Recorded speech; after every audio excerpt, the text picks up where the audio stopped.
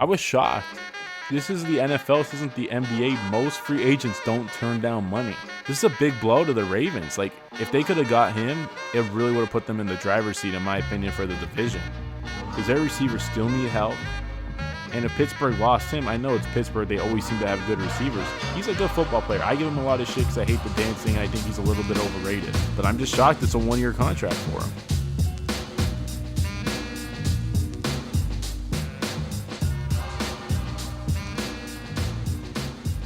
Yo, what is up, everybody? This is Max from the Max and Juan cast. This is part 2 of the NFL free agency frenzy. We did the last podcast when, Juan? Tuesday? Wednesday? Tuesday, Wednesday. There's been some big signings since we did that because, of course, there was. I think literally an hour after we were done, there's like 3 more signings. We're like, wow, of course. So I figured today we just hit on the ones that stuck out to us and we go over winners and losers. Let's do it, bro, because there are some interesting ones. And I think right off bat, one that I want to start off with, Kenny Golladay going to the New York Giants. How shocked were you? I didn't think the Giants would really be in the market for Kenny Golladay, truthfully. I know they need a receiver, but they have Darius Slayton, right? Yeah, Darius Slayton. Who's the other guy? They got Sterling Shepard, Sterling. Excuse me. And they got Evan Ingram. I mean, dude, basically Evan Ingram is what? The same thing as Kenny Golladay. He's maybe not just as physical, but he's basically a wide receiver playing tight end. I don't like the deal. I don't like it. You don't like it? Wow. Well, just the money. I like Kenny Golladay. I don't think the 4-year, $72 million is worth it for him. Granted, $40 million is guaranteed. I'm not in love with it. It's a good move. It's good that they're giving Daniel Jones a target, no doubt. Yeah, well, first of all, this screams out like, hey, Daniel Jones, we're getting you some fucking weapons. Let's see what you can do. But second, I'm kind of on your boat, bro. Like, Kenny Golladay, I think the biggest thing with him is availability. Like, he hasn't been healthy these last 2 years. He's a great player, but, man, like, it just seems like he cannot stay healthy. Yeah, no, I'm pretty sure he played a full season 2 years ago, but he's been banged up a lot. Even since the start of his rookie year, he seems like he's always banged up, kind of like that Julio Jones shit, where, I'm a game-time decision, I always play, but he's always hurt. But that's like the way he's got to play. He's physical. He beats up cornerbacks. He's a great jump ball receiver. But to me, he's not a number 1, though. He's like a top tier 2. No, I don't think he's a number 1 either. I think this is the one signing out of the whole free agency so far that the scheme and team doesn't really fit. I think this is the first like big splurge of money of a typical bad team having money and just giving it out to someone just because they're a top target. Because for the most part, all these players that have been signing have been really good scheme fits. I mean, you can go another route in that division. Curtis Samuel to the Washington football team. That's a great fit in my opinion with what they're trying to do. Especially, and I don't think we mentioned last time, they got Fitzmagic. He's what? Twice as good as Alex Smith and Dwayne Haskins put together? Well, man, it's tough. It's tough seeing Alex Smith go. I think with him, it's more of Ron Rivera being scared for his life to play that guy. No, I mean, wouldn't you be scared a little? I don't really want to get into it. Look, I got one question about Ryan Fitzpatrick. Do you think there's a chance, or is it just too late he can play for all 32? Is it too late? I think he's at like 11. Damn near, he's bro. A third there. Fucking journeyman. I think he's like 37. Brady's 44. You can play 10 years and knock out 20 teams. That's 2 a year. Yeah, it's tough though, man. It's weird to see that Ron Rivera went with a guy like Ryan Fitzpatrick, to be honest. I think they're going to be looking at quarterbacks in the draft. He seems like the perfect bridge quarterback.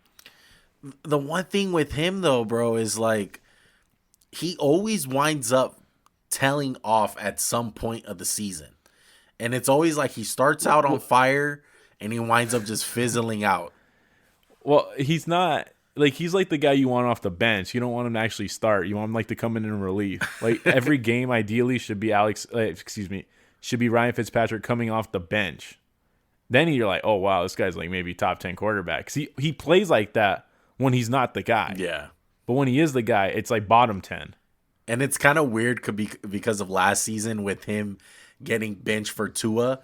In my mind, I always wonder, like, What if the Miami Dolphins just knew like that wall was gonna come, so they just winded up just avoiding it at all cost instead of just letting their team get hit by that wall, by that Ryan Fitzpatrick downfall.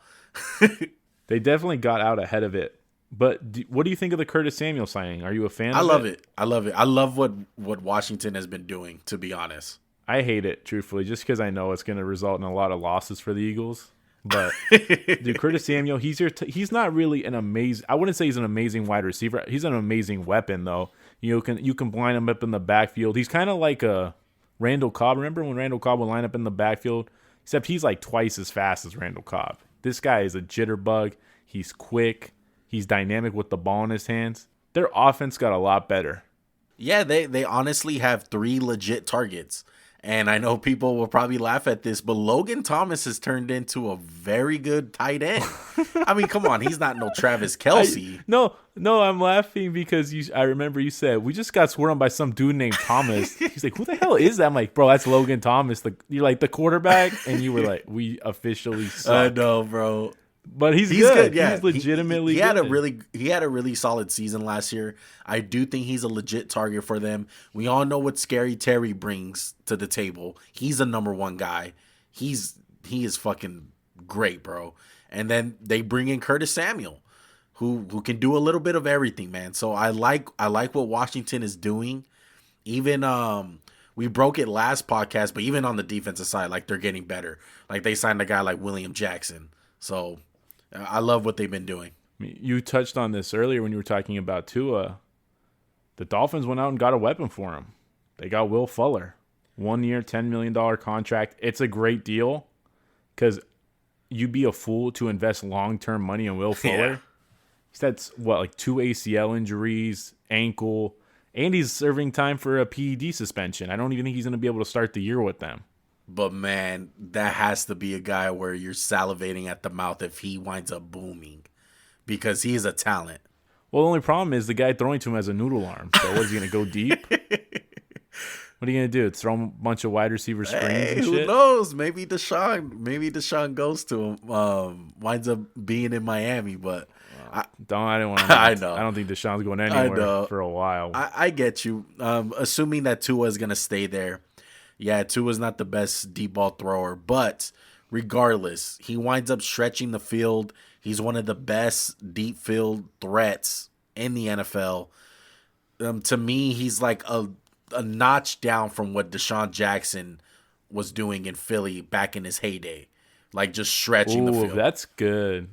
Yeah, I don't think he's as dynamic as Deshaun in like the return game or even with the ball in his hands, but just field tilting speed. Hell yeah, that is a great comparison. Look, I'm looking at like all the transactions because I wrote down all of them. Can I just knock out like the veterans real quick that really aren't going to make a huge impact for their team most likely? Shoot them. AJ Green to the Cardinals, 1 year, $6 million contract. That's cool. You know, it's like hopefully he can have some success finally. I hope he does good. I like AJ Green a lot, but it's like imagine telling a Cardinal fan, "Ooh, we just got AJ Green, get excited." It's like, bro, he ain't been the same in like more 2 of the years. More of the name for him, but at least he's not going to be the number 1 guy, so that is a good thing. He maybe it was first time in his career. Yeah. He's not been the number 1. Vikings signed Pat Pete, 1 year, $10 million contract. I don't know what that does. Like Pat Pete, I love Pat Pete. He's not the same guy. I don't know. Like I guess they need help at corner, but I don't think Pat Pete's gonna solve it. I'm convinced that he probably just went to the Vikings because of the LSU colors for the Vikings.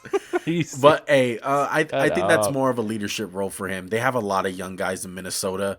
Hopefully, he winds up coaching up those guys and really showing them the ropes. Honestly, that $10 million, that's a lot of money for him. But 1 year, not a big deal. It's not like you're really investing in the guy. And then we'll go to the Chiefs. Kyle Long coming out of retirement, 1 year, $1.5 million contract. I love it. Because he's definitely an upgrade over anyone they could have got. If he's healthy, that's a steal. I think the contract can be worth up to like $5 million or something. Yeah. But as it stands right now, the interior of their line got a lot better with Thuney, him. Yeah, I really like it. It's a cheap investment. Coming out of retirement, yes. But damn, like he was a guy I wish the Raiders were going to sign. He wound up visiting with us. I don't know what happened. Chiefs wound up stealing him. That's great for the Chiefs because they lost 2 linemen this year. So they're just stacking up on the offensive line. You won't have to, what was it? You're going to cut off your head? What was your thing with Hassan Reddick? I can't remember. Jeez, I am so glad Hassan Reddick did not. Dodge the bullet, bro. God, I can't believe that. That was the most shocking. I thought he was going to get a lot of money, to be honest. He was one of the players I seen on the market said, hey, that guy's fool's gold. They're probably going to pay him a shit ton of money. But you know what? I think in recent years, this is the first time I've seen teams be very smart in free agency for the most part. Perfect deal for him. It's the perfect deal, in my opinion, for him. 1 year. I would not give this guy anything more than a year. Like, I would have paid him like $13 million. As long as it was 1 year, I would be happy with whatever a team gave him. He's going to go play along a guy like Brian Burns, so he's not going to be the top dog. So he's going to be seeing a lot of single blocking. Those might be the 2 most athletic edge rushers in football, that duo right there. And then another one I want to hit on, how about Trent Williams getting paid? Woo! He got paid fat. I mean, he's not going to see all 6 years of that money, right? What is it, 6 years, $138 million? Man, I doubt he plays out his whole contract, but yeah, I mean, well deserved, bro. He's the best left tackle in the league. That's what he was asking for. One of those years on his career is kind of like edged out because he didn't play.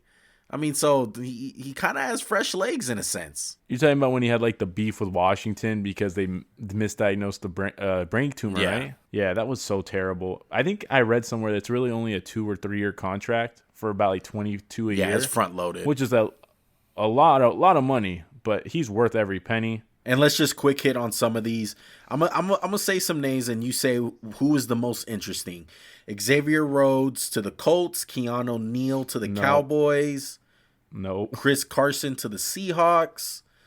And I wonder if Russ is happy with that one. It's probably like, oh, great, a running back. And let's go with Chargers signing Jared Cook. Maybe Jared Cook, see if he's got anything left. That's a good signing for the Chargers. But I have 2 highlighted you didn't say, but I'm pretty sure you did that intentionally. It's Juju Smith, 1 year, $8 million, and Broncos give Justin Simmons the most money for a safety, right? Yeah. 4 year, $61 million for Simmons, 1 year deal, $8 million for Juju. Which one do you want to start with? Let's go Simmons first because I think his is going to be quick. He's one of the best safeties in the league, obviously.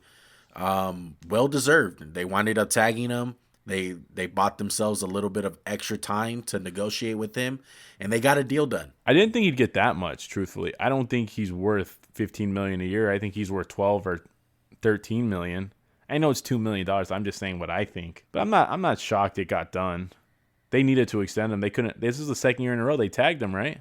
Yeah. He is one of the 5 best safeties in football. And especially with the Vic Fangio defense, he loves his defensive guys. So it doesn't shock me he got paid. Yeah. Good for him. Yeah, good for him. Shout out to Justin Simmons. Well deserved. Let's go to the biggest one out of all those names. Juju Smith, you mentioned. 1 year deal. He is going back to Pittsburgh. I feel like he's going to go one more ride with Big Ben. He took a massive pay cut. And there was multiple reports out there saying that the Ravens were offering him a lot of money. The Chiefs. He could have went to a lot of good teams, man. Big contenders, and he chose to stay in Pittsburgh. What do you think? I was shocked. This is the NFL. This isn't the NBA. Most free agents don't turn down money. This is a big blow to the Ravens. Like, if they could have got him, it really would have put them in the driver's seat, in my opinion, for the division. Because their receivers still need help. And if Pittsburgh lost him, I know it's Pittsburgh. They always seem to have good receivers. He's a good football player. I give him a lot of shit because I hate the dancing, and I think he's a little bit overrated. But I'm just shocked it's a 1 year contract for him. Well, he's obviously betting on himself, and I think it's going to work out. I've always praised Juju Smith as a football player. I think he's a very underrated football player as far as his play on the field. I think he's very unselfish. I can see why people do not like him, the whole TikTok thing, but he loves football, man. He loves football, and he obviously loves the city of Pittsburgh. He feels like he has more in the tank to give to the city of Pittsburgh and really earn that contract. because next year, Big Ben might retire. He might come off the books. So that's going to free up a lot of money. So, I mean, hopefully he doesn't get hurt or anything, or anything tragic like that, or like the quarterback goes down and his numbers go down, and that's where betting on yourself kind of goes downhill. But hopefully, if everything goes according to plan, I think he will cash out next year with either, if it's not Pittsburgh, definitely another team. And here's the thing about anyone who signed a 1-year deal. The NFL redid the negotiations with ESPN and Amazon, so Amazon now has Thursday Night Football. I think it was $111 billion. That money's going to make the salary go up. And like you said, all through the offseason stuff, the cap's going down a little bit. Teams are going to be tight with their money. And if you sign that 1-year deal, next year there's going to be a lot more teams with money. Yeah, most definitely, man. Well, those are most of the notable signings that happened from the time that we did our last podcast. But I want to do this next segment, and me and Max want to call it winners and losers of free agency. We're going to go off teams who were fairly busy in free agency. So Max is going to have 3 teams, and I'm going to have 3 teams. Okay? So what do you want to start off first, Max? The winners or the losers? Let's do the losers first. And I appreciate you saying fairly active teams, because that automatically eliminates the Eagles with their one signing. There's like 2 signings of no one that good. Yeah, because to be honest, I got a couple teams on here that they only made a couple, moves, but they were huge. Like, I felt like it's gonna really impact that team. So who's your first loser, Max? It's the Raiders, man, and I'm sorry. I hate to do it to you, but the cutting of basically the whole right side of the offensive line, I understand they ended up trading Rodney and Gabe. Rodney to the Cardinals, Gabe to the Seahawks. I get they kind of got some draft capital back, but I would never have done those moves. Maybe Gabe, but not Rodney Hudson. I'm not in love with the deal they gave to Kenyon Drake, 2 years, $11 million. Solomon Thomas is a bum. And Yannick Ngakoue, I get it's a 2-year, $26 million deal, but that didn't help the defense. And I didn't love the offseason. I don't think you guys did enough to get better. No, I feel you, man. I feel you. I feel personally the same way. I don't feel like Yannick is enough. Solomon Thomas, it's great on paper with the whole boomer bust, but I don't see the light at the end of the tunnel for Solomon Thomas. And Kenyon Drake, you hit on Kenyon Drake a little bit. I've been hearing multiple reports he's going to do more stuff than just running back, that he's going to be more of a gadget kind of player, kind of like what the 3rd round draft pick who we drafted last year and wound up training to Miami. Oh, Lynn Bowden? Yeah, Lynn Bowden. He was going to have a role that he was going to be like a gadget kind of guy, kind of be in the slot, be on the outside, like just be everywhere. I heard that Kenyon Drake's going to have that role. That's why he got paid that money. I hope it goes well. Me personally, I feel like he's slightly better than Jalen Richard. But the one thing with Jalen Richard, why I like him, is his pass blocking ability. Like, real Raider fans know, on 3rd down, Josh Jacobs comes off the field most of the time, and Jalen Richard is in to block. Why? Because Gruden trusts Richard the most. It goes back to what I said. It just doesn't seem like you guys got better. You guys literally stayed the same, and if you stay the same, you don't get better. And a lot of other teams got better. I'm kind of questioning Mike Mayock in this regard. My next loser is the Tennessee Titans. I get they made the big splash. Bud Dupree, 5 years, $83 million. Danico Autry, 3 years, $21 million. I love Danico Autry signing. Bud Dupree, coming off an ACL, that much money, I'm not in love with it. And listen to the guys they lost. Corey Davis, Desmond King, Jonnu, Malcolm Butler, Vaccaro, Adoree Jackson, Dennis Kelly, Adam Humphries. That's a lot of names to lose, and a lot of those guys are good football players. I don't know where they're going to go on the offensive side. I know they got Derrick Henry, but you can't run him every freaking play. And honestly, I want to punish them even more for drafting Isaiah Wilson, because that guy's a freaking bum. They wanted up trading him. At least they got some capital. Yeah, they got a 7th-round pick, and then he got cut by the Dolphins. Yeah, that's crazy, man. Who's your 3rd loser?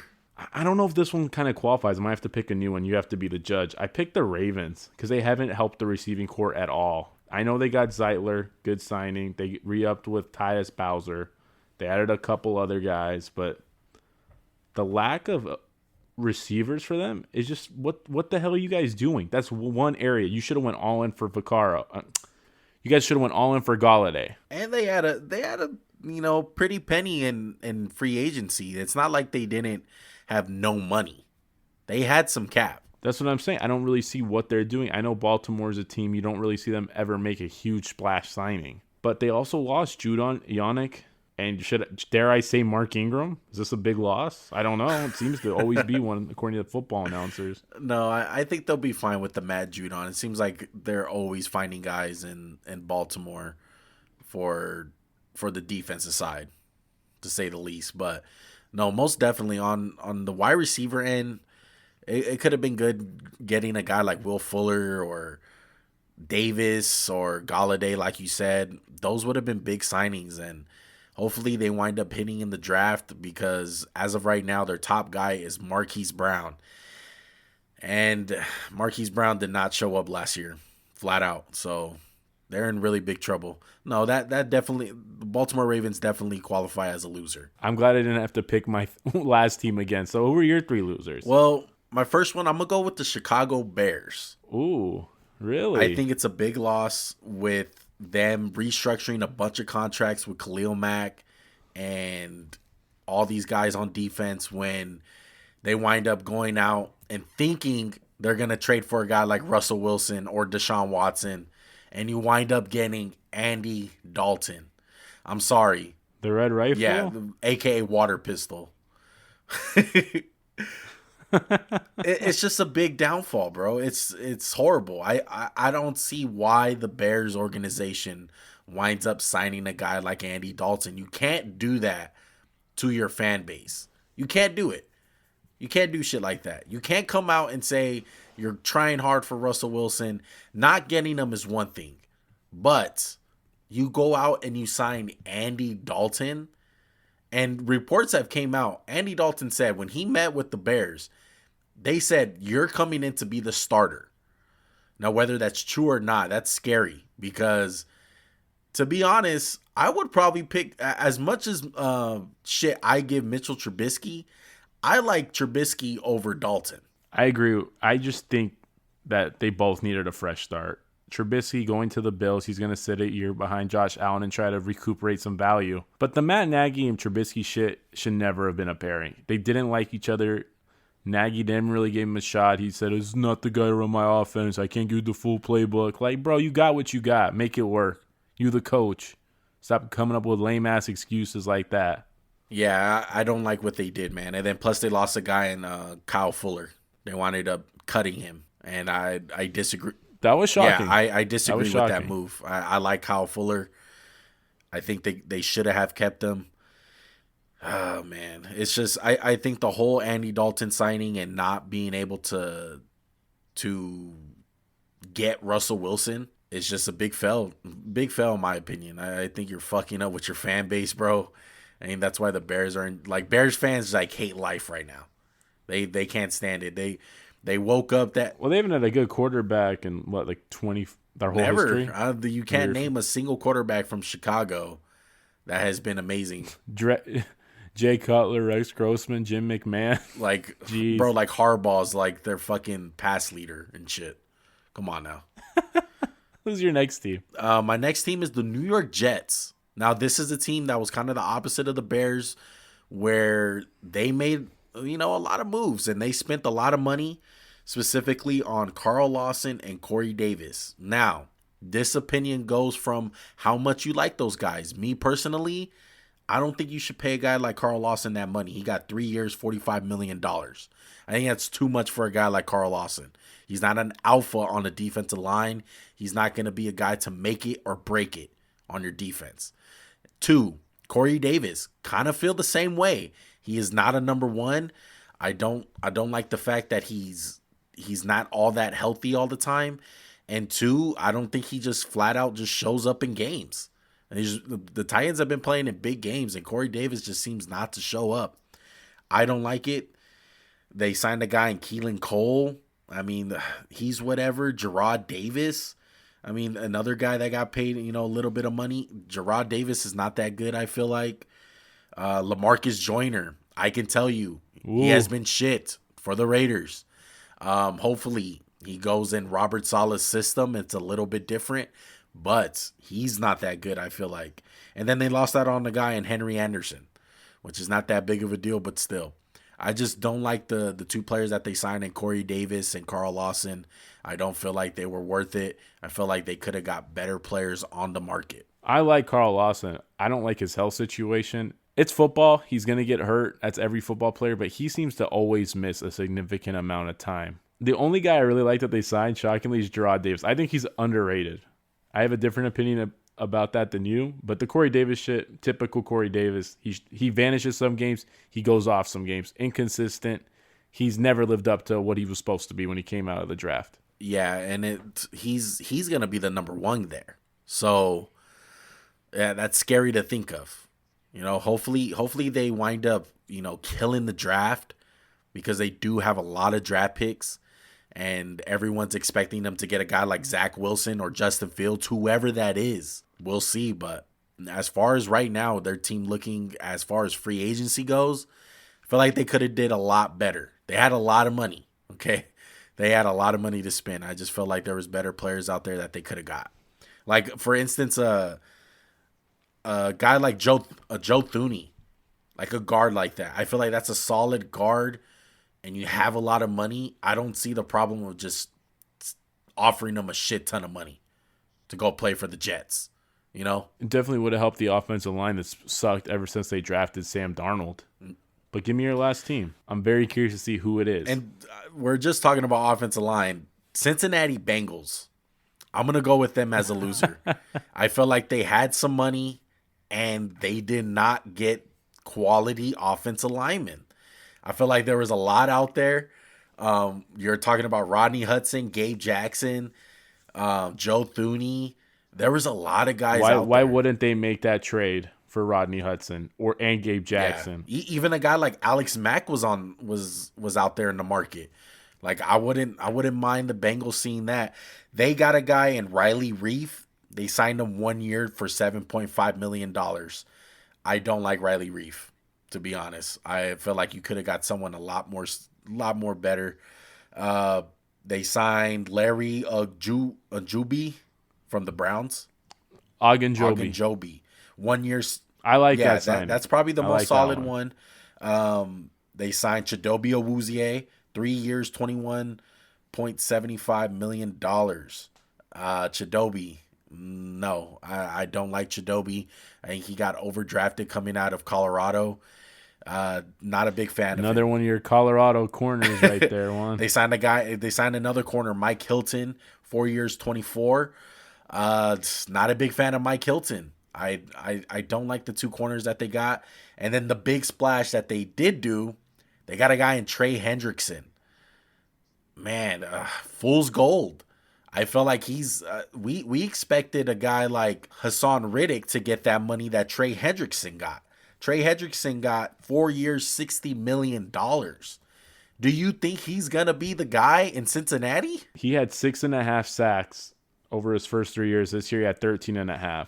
Playing in a pretty stacked defense in my estimation. I don't trust that. No, I don't trust that production. Here's the thing. It's all about Joe Burrow and Zach Taylor. And you did nothing really to help them. Riley Reef, he's going to have to play left tackle. Jonah Williams, you can't count on him to even play. Yeah. What, are you going to kick him back into guard? So you got Jonah and Reef. Do you have anyone else noteworthy who's playing? Everyone else pretty much sucks on their line. There's the reason Joe Burrow got hurt. He probably should have got hurt a lot earlier. We said it. He was running for his life since day one. We said it in our outlook for them. Their job should be offensive line. Build your offensive line. You got a stud quarterback. Protect him. Okay?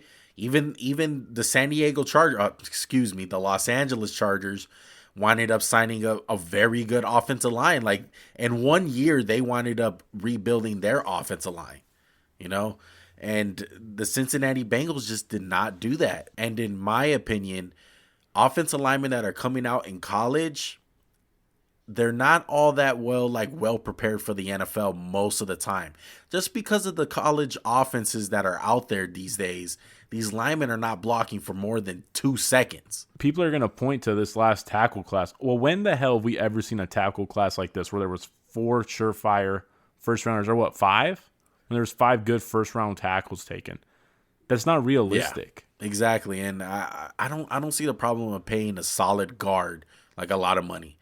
I just felt like the Bengals failed to do that. It's because it's not sexy, bro. Yeah. Who really gets excited? Like, who the casual fan base is going to get excited? Oh, we got Joe Thuney or Joe Tooney or whatever they're going to say. They don't even know how to say his name right. Yeah. There's still time, though. They could still get a couple guys like Trey Turner's out there. But you kind of already lost, like, the cream of the crop guys. Like, why wouldn't you pay Lindsey? The Chargers are like, oh, shit, we have this asset. Exactly. We're going to protect our asset. Exactly. And plus, they lost out on a guy in William Jackson, which I'm an absolute fan of. I would have given him that money over Trey Hendrickson. And all the other guys that they lost, I understand it. Like Carl Lawson, get it. John Ross, get it. You got to part ways. You got to kill that marriage. And then AJ Green, obviously, same boat. Like, you got to kill that marriage. It's already done deal. So, yeah, Bengals, losers for me. And let's go to our winners. Since you went first, I'll go first this time. First one, you brought up we brought up William Jackson. I'm going to go with the Washington football team. I think they were absolute winners in this free agency. They winded up getting a quarterback in Ryan Fitzpatrick. A good, if they don't wind up drafting the guy that they like in the draft, he's going to wind up being the starter. They signed a guy in Curtis Samuel who gives them another weapon. And then they signed William Jackson, man. That defense is already good as it is. I feel like it was a big upgrade from Ronald Darby, a guy who they let walk. William Jackson is a lot better than Darby. Oh, absolutely, easily. I watched Darby on the Eagles for a couple years. He was good, not great. William Jackson is a tier above him. And you know what else they did? It was really under the radar. They kept Brandon Scherf, one of the best guards on football. Yeah, that was huge. So you're not losing one of your linemen. You just got a quarterback. You're going to need a block for him. And Curtis Samuel, he's dynamic. We already touched on him. They definitely reestablished why they're probably the best team in the division. Yeah, if Ryan, it all falls on the quarterback, like we say. But their defense is legit, man. I really like that signing. We all know what the defensive line brings to the table. So I'm going to go with Washington football team as my first winners. Second winners, Cleveland Browns. Big winners, man. I really love the 2 free agents that they signed. They signed 2 Rams. John Johnson III, 3 years, $33 million. Great signing. It was under the radar as far as one of the signings that went down. I feel like it was really underrated because he didn't go for a lot of money, and he was one of the best safeties last season. Part of the reason why is because safeties are not getting paid that much, but regardless, you get a player like John Johnson for that money, that's phenomenal. And then they signed a cornerback in Troy Hill, also from the Rams. 4 years, $24 million. Great value. Their second cornerback position's up in the air. Drafted a guy in Greedy Williams who wound up getting hurt last season. I think Troy Hill is a better option than him. I love Troy Hill for them. They signed Takk McKinley. He's like whatever. But I love what they did. Don't do a Raider like that. Come on. Yeah, well, he's not really much. I mean, he's not. He ain't nothing. And then they signed Rashard Higgins. But those 2 guys are obsolete. It's all about Troy Hill and John Johnson. I love what they did with those 2 guys. I feel like they got them on the cheap, and they're really great players. Like, they came from the number 1 defense on the Rams. And this Cleveland Brown team is looking to take that number 1 spot in that division. And it's really looking like it. Well, there was reports John Johnson turned down more money to go to Cleveland. He thought it was the best situation, and I applaud him for it. It's a great situation with the pass rush.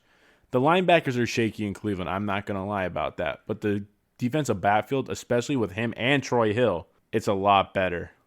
Troy Hill can play some nickel. He can play outside. He's been an under-the-radar corner for the last 2 years with the Rams. Yeah.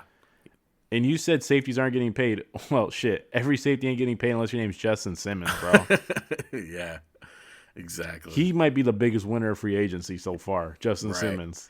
And my third and final one, it hurts me to say, but Kansas City Chiefs, man. I'm going to start it off with they lost Mitchell Schwartz, an all-pro guy in our opinion when he's healthy, and they lost out on a guy in Eric Fisher who tore his Achilles. He's been their left tackle ever since day one when they drafted him. They wound up losing on both tackles, but you know what? They wound up getting probably the best lineman besides Trent Williams on the market and Joe Thuney. They paid him 5 years, $80 million. Well worth it. He's going to be great on their offensive line. And they wound up signing a guy in Kyle Long, who I think is very solid for them. So they still got the draft ahead of them. But I love what the Chiefs did. They recognized that their problem was offensive linemen. Okay, no problem. We'll pay a shit ton of money to the best guard on the market. I love what they did. They kind of went the opposite way of what the norm has been for years in the NFL, where it's like you build with the tackles. Well, they got the inside of the line set. Now they have 2 big holes at tackles. And there's some guys out there still they can maybe bring back one of the 2 guys. It was more about the money they were going to save than anything. They restructured a bunch. They still have some money out there. They can get better. And let me be clear with you. We both have the Patriots as a humongous winner, don't we, Juan? I just took the Patriots as one of my winners, so Juan went a different way. So everyone out there saying, how did Juan not have the Patriots? We both technically had them. He just let me take them for my 3. So I'm not really going to go on about the Patriots. We covered them, in the whole podcast last one? We went all over them. It was basically the Patriots podcast. Yeah, exactly. The Patriots, I think they hit a home run. A lot of people are going to say that they signed, no difference makers. No, dude, it's all about a system in New England. And we went over it in our last podcast. All those guys fit New England Patriots, and all those guys fit their scheme, most importantly. They got the dual threat at tight end. They got 2 guys. First time since Gronk and Hernandez. And you've seen what happened the last time they had 2 tight ends like that. Exactly. And one of my winners, I'm going to go the opposite way of Juan with the Chiefs. I went the Bucks. They somehow didn't lose Barrett or Godwin. We made the whole offseason outlook talking about, is it Godwin? Is it Barrett? Is it Godwin? Is it Barrett? Shit, they didn't even lose Levante David. They kept everybody. It's very rare when you see a Super Bowl team keep everybody. I was shocked. Yeah, it looks like they are full force, and they're going to run it back. And the 2 guys that are probably still on the market that's not on their team is Leonard Fournette and Ndamukong Suh. A lot of people will argue that Leonard Fournette, they can get a guy like Ronald Jones or a guy in the draft and replace his production. But as far as the most important guys, I feel like, especially a guy in Shaq Barrett, he was huge for them last season.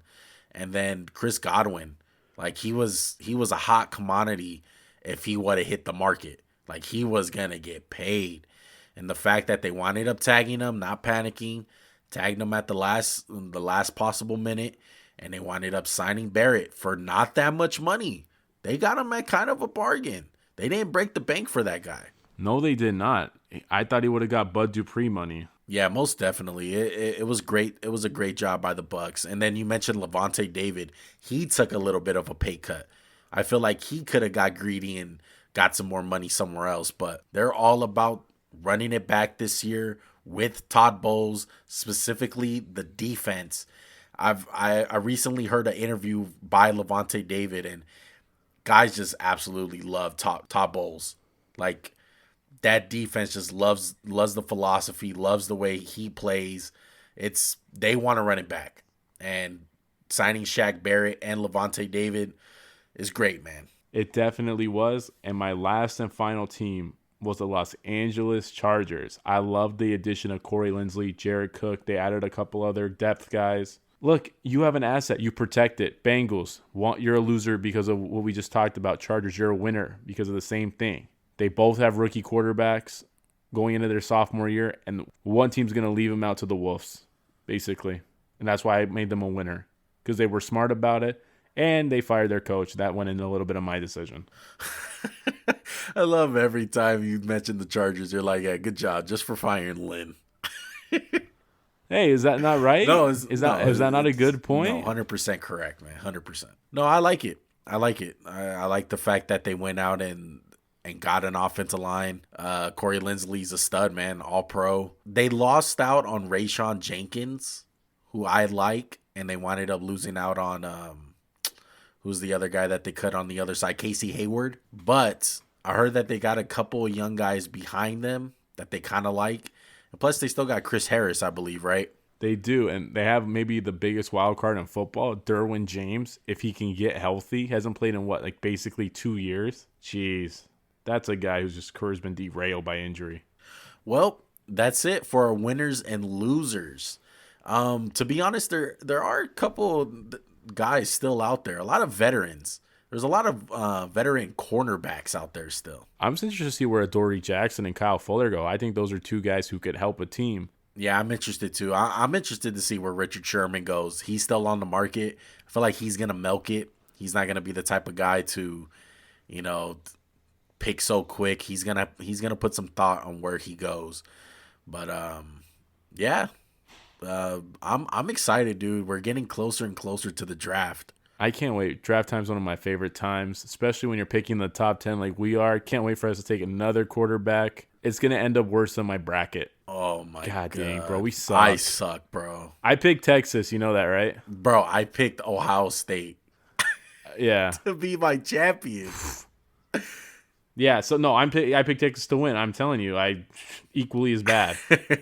And bro, I hate the people in there that pick like Gonzaga and like the number 1 seed. Like, oh wow, that's original. They're good though, man. Gonzaga's good. No, I agree. Yeah, I agree. I just don't want to. I don't want to. It's the tournament though, kind of like the NFL. It's a one game. All right, it's not no 7-game series. The best team is not always gonna win. So if you come unprepared one night and you're just off, it's gonna cost you, bro, and you're gonna wind up losing. You're going home. Yeah, you're gonna go home. And I can't believe how bad we did, bro. Wait, look. I was second. Look, I'm gonna check right now are the standings in the bracket. Look, we still got a chance, even though our bracket has been fucked. Everyone's bracket has been fucked. All right, there's so many teams that have went out in the round of 64. I think we'll be fine. I still got faith. Yo, I'm doing good. I'm in second right now, but my champ's out. We're the only 2 people whose champ's out. Oh, there's 4 people with champs out. Thank God. Hey, I picked You're in 4th. You're in 4th. I ain't mad at you. I'm kind of happy. I picked Loyola Chicago to go pretty far, just because I remember them from a couple of years back. The old chick, right? What's her name? Sister Jean. Yep. So I picked them. I'm kind of happy with myself for picking that upset. But yeah, dude, it's been fun. Yo, I didn't pick Oral Roberts. No one did. Because my friend Wayne went there. Really? And I was like, I should pick them. And I was like, yeah, if they suck. Wow. And I was like, I was so mad. That's crazy. Fucking Oral Roberts. I got Oregon State going far though. That's the only good thing. Well, yeah, man. Hey, really quick, how much logic did you use? Or you just like went all out? It's no logic. No logic. You're shooting craps, bro. I mean, come on. I try to ask people to do a bracket, and they're like, "I don't know college." Like, dude, that shit does not matter. Perfect. It's March Madness. Perfect. I asked my sister who doesn't know anything. Exactly. Like it's the best bracket. Yeah, that's the best bet you got to do. You gotta go in with no knowledge because it's March Madness. Anything can happen.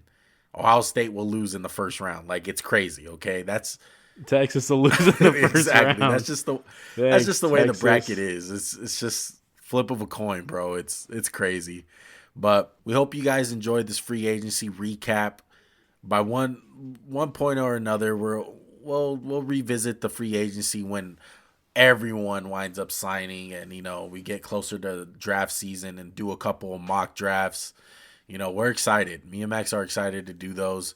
We've been watching some film, getting our analysis on a couple of players, so we'll be eager to get those out to you guys. But we're gonna have a jam-packed week for this week. We're dropping this. This is dropping on Monday, so hopefully you guys are listening to us on Monday. We'll be having 2 podcasts for the NBA drop this week. We're gonna be talking a lot of NBA. Braun hurt. Hawks are hot. The Nets are hot. It's a whole bunch of stuff going on. MVP race, all of that. Okay. Oh my God, the MVP race is screwed. Embiid, Giannis, and LeBron are all gonna miss some time. Yeah, man. That might be the year of the Jokic. That's all I'm gonna say. It's gonna be exciting, man. So we look forward to doing those and giving those out to you guys. But you know what they should do, Juan? They should follow us on all major platforms at Max_Juancast. Is that right? Yes, is that sir. One? I'm taking your job today, buddy. Yeah. We're on every social media. We're constantly putting out content. That's what you say, yes, right? Sir. And we really appreciate all the support. We really do. There's stuff on YouTube. One's making clips. Hey, check out the MJC clips, man. Some people don't have time to listen to our whole podcast. We know you guys are busy. Hey, I chop them up. I let you guys watch a little bit of clips in the background, whether it's football highlights or some pictures. I shorten it out for you guys, all right? MJC clips. All right, I try to give out the most interesting topics that we had during the podcast. So check those out, man. Our YouTube is growing every day. We're almost at 150 subscribers. So if you haven't already, subscribe. All right, do us a favor. Oh my God, are you serious? 150? Almost 150. I believe we're at 140. Let's go. That's crazy. I'm so happy. I'm thrilled, bro. I would have been happy with 100, you know. Exactly, man. So big things are coming, man. I got one more thing before we go. Can we each pick a new tourney champion? Because we're both out with our champs. Who are you going to pick? I'll go Baylor. Screw it. Baylor. Fucking clone of Donovan Mitchell. Yeah. Damian or I'm gonna go with Loyola Chicago, all right? Oh Cinderella my God, story. I almost said them just to... You know what? I'm changing my Oral Roberts. I'll take Oral Roberts. I'm out, bro. All right, man. We out, bro. Peace.